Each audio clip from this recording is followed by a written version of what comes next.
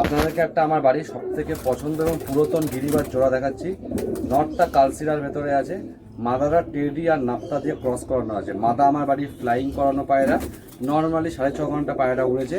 আর নরকে তো বলতে লাগবে না, এটা 8 ঘন্টা নর্মালি ওড়ে। তার প্রমাণ আপনাদেরকে আমি এটা দেখিয়ে দিচ্ছি। পায়রাটা আমি সেল করে দিয়েছিলাম আজ থেকে 6 মাস আগে, তখন গিরিবাজ আমি সব তুলে দিয়েছিলাম। যে নিয়ে গেছিলো সে পায়রাটাকে দেখেন স্ট্যাম্পিং করেছে, পায়রাটাকে নিয়ে গিয়ে সেট করে উড়িয়েছে। তার বাড়িতে নর্মালি 7.5 ঘন্টা পায়রা উঠছিল, আমাকে ভিডিও কলে পায়রা দেখিয়েছে। কিন্তু তার কপাল এত খারাপ, ম্যাচের দিন করে পায়রা রিটার্ন আমার বাড়িতে চলে এসছে। তাও কোথা থেকে? মেদিনীপুর থেকে। যে কম করে হলো 100 কিলোমিটারের কাছাকাছি ডিস্টেন্স, সেইখান থেকে আমার এই নর আমার বাড়িতে রিটার্ন আসা পায়রা। কারণ এটা আমার বাবার যখন প্রথম পায়রা পড়ছে এই পছন্দের ব্রিড, সেই ব্লাডের আইস কোয়ালিটি আপনারা দেখুন। কত আমি ছেড়ে দেখাচ্ছি তাহলে বুঝতে পারবেন। দেখেন নর উঠতে উঠতে ওর আইসের অবস্থা দেখুন।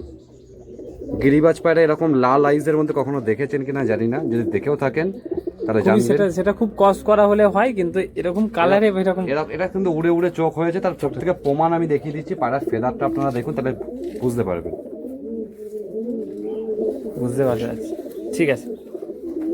চ্যানেলের মধ্যে বড় ভিডিও থাকবে, আপনারা অবশ্যই চেক আউট করবেন। জিনিসও শখ করে নিন, পাঞ্জা পায়রার হালকা পর আছে না? হ্যাঁ, নলি পর আছে। পারফেক্ট।